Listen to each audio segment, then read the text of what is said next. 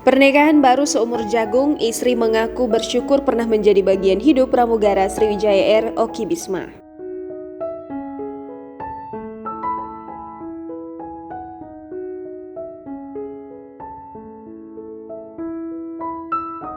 Alda Reva, istri dari korban pertama Sriwijaya Air teridentifikasi, Oki Bisma bercerita soal kenangan bersama suami.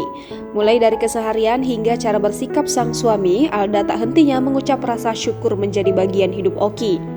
Alda membagikan momen kebersamaan dengan Oki dalam Buai Matahari Tenggelam seturut curahan isi hatinya. Selain tak bisa lepas dengan Alda, dalam kesehariannya menurut cerita, Oki juga tak malu untuk mengajak istrinya nongkrong. Hal kecil yang juga tak luput dari perhatian Alda, Oki menurutnya selalu bersikap layaknya pria sejati. Ia juga menyebut Oki sebagai sosok suami yang sempurna dalam pernikahan keduanya masih seumur jagung.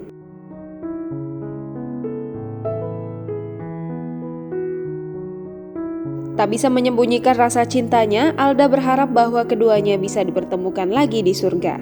Sebelumnya, Karon Penmas Mabes Polri Brigjen Rusdi Hartono mengatakan tim DVI berhasil mengidentifikasi satu jenazah korban jatuhnya pesawat Sriwijaya Air SJ182.